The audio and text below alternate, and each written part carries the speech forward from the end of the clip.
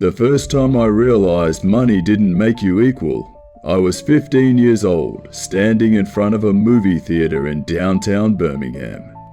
It was 1977, and for the first time, I had saved up enough money to take myself to a movie. Not with my parents, not with my cousins, just me.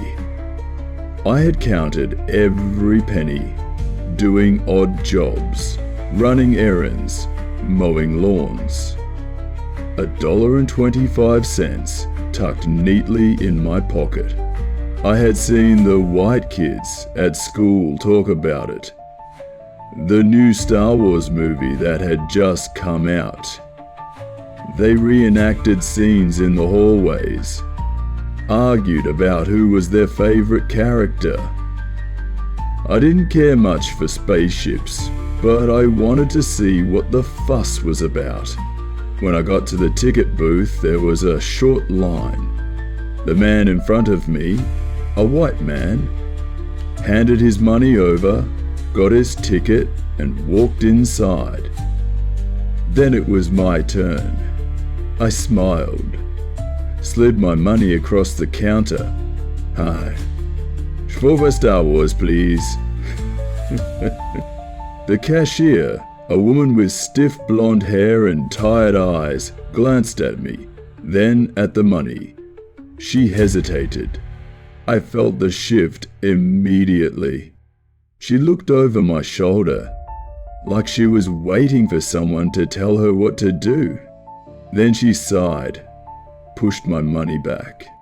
Sorry, we're full. I frowned, looking past her at the seating chart behind the glass. It wasn't full. I could see plenty of open seats. I looked back at her, confused. I have money, I said. I just want a ticket. She didn't look me in the eye. I said we're full. Then, as if on cue, a group of white teenagers walked up behind me. Huh? We need 4 tickets for Star Wars, one of them said.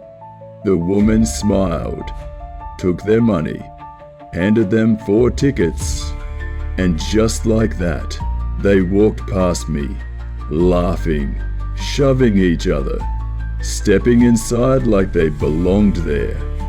I turned back to the woman. I could feel my heart beat in my ears. But she exhaled sharply. I told you, we're full. I didn't argue. I didn't cause a scene, because I knew how that story ended. So I took my money, turned around, and walked away. By the time I got home, my mother could tell something was wrong. I sat at the kitchen table, silent, staring at the money, still clutched in my fist. Finally, she spoke. What happened? I told her how I had done everything right, how I had worked hard, saved up, and still,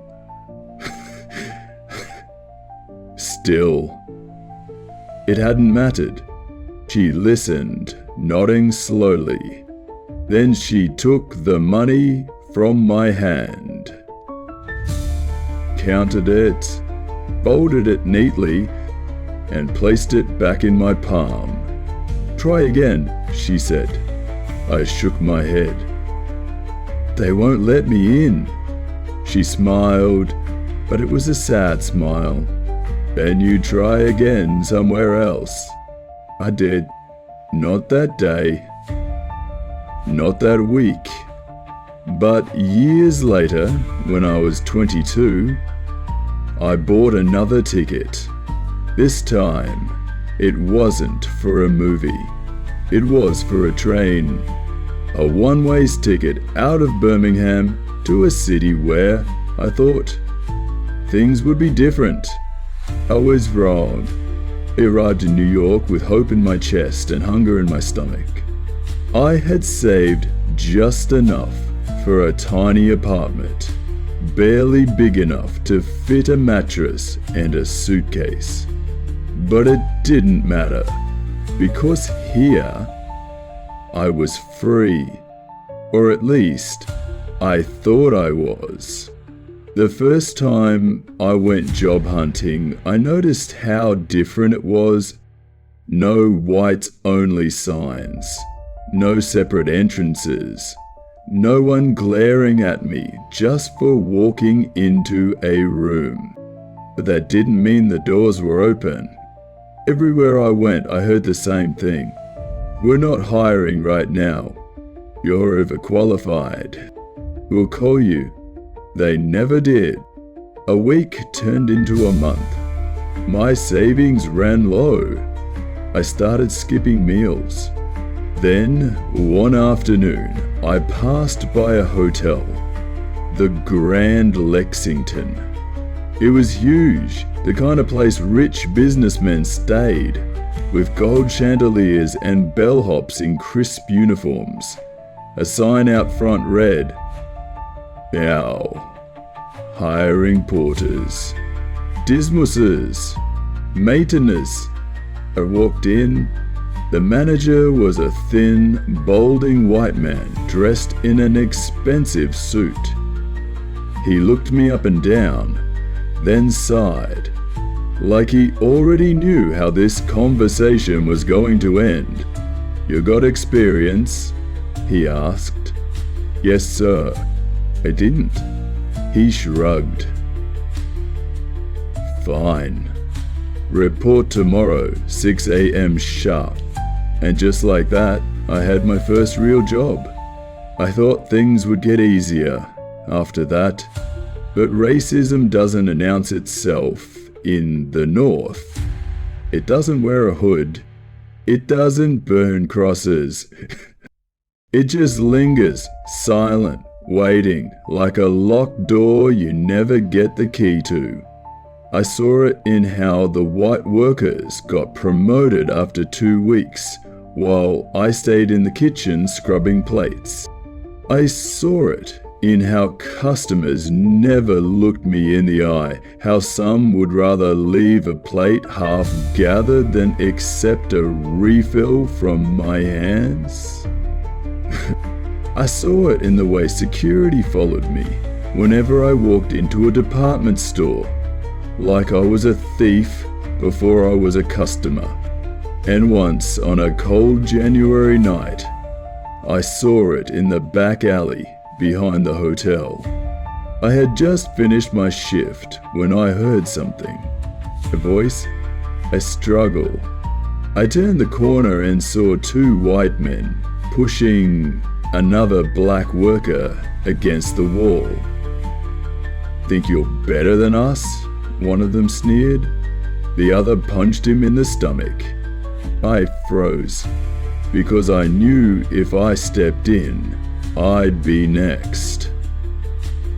So I did nothing.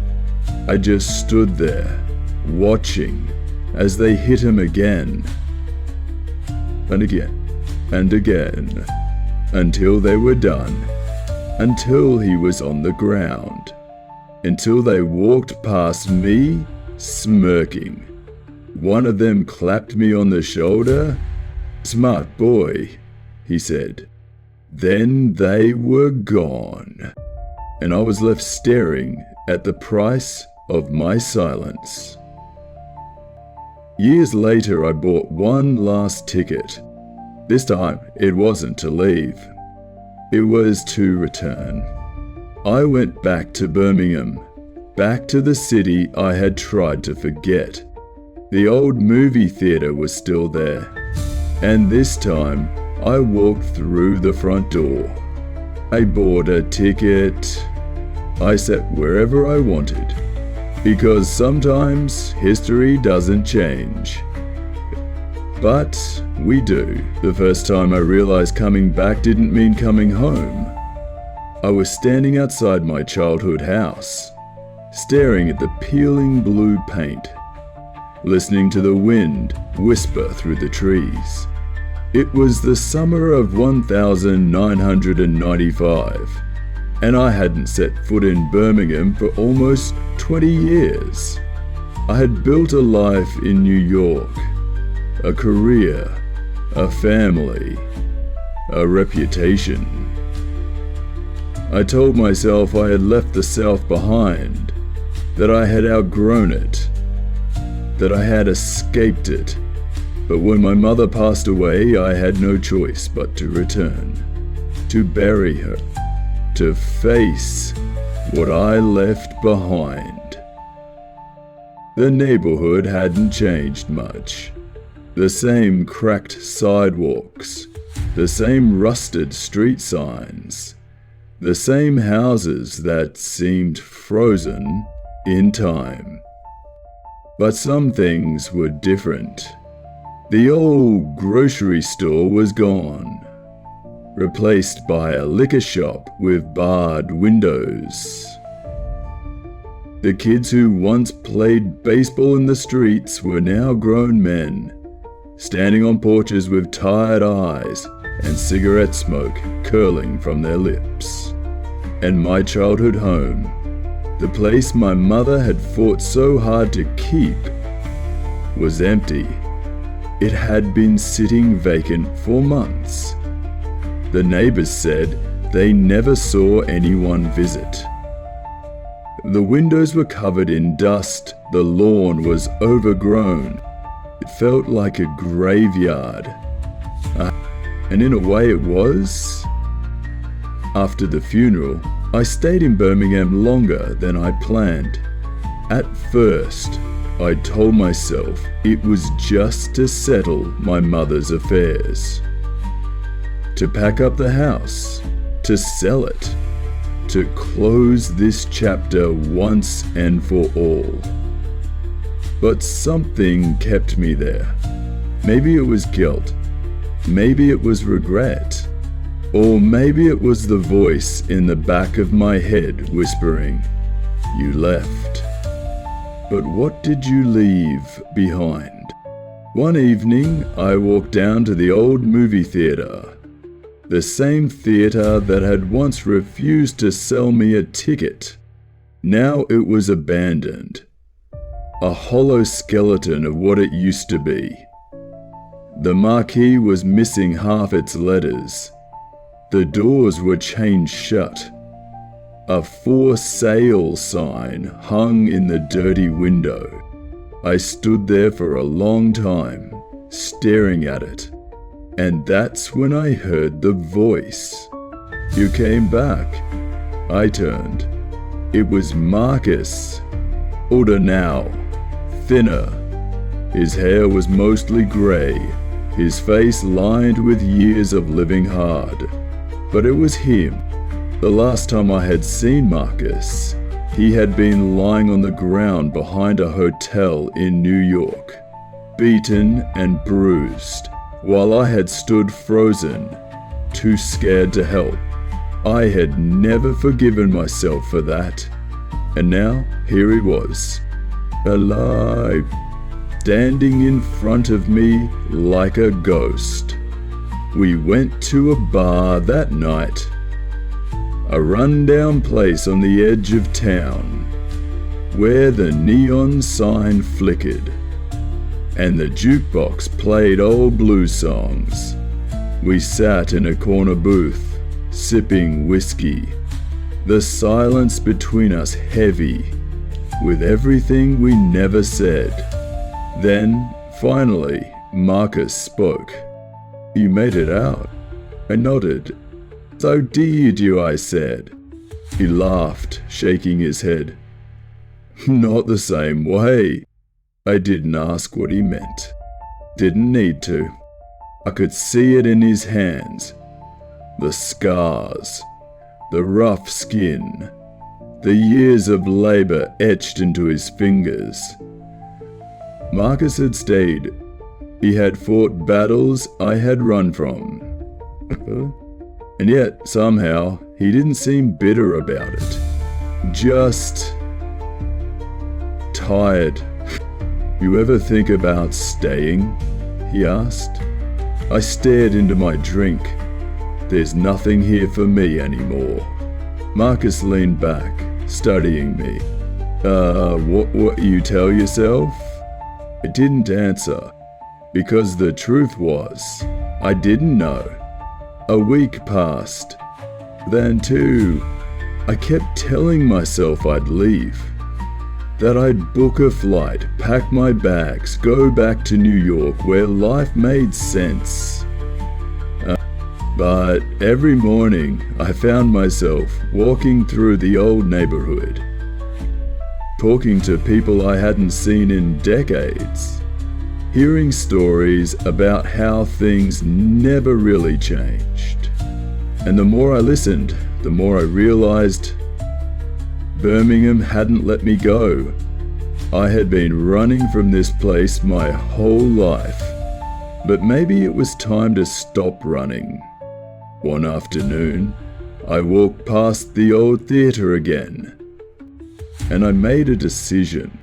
I called the number on the "For Sale" sign. 2 months later, the renovations began. It wasn't easy. The building was falling apart. The roof leaked.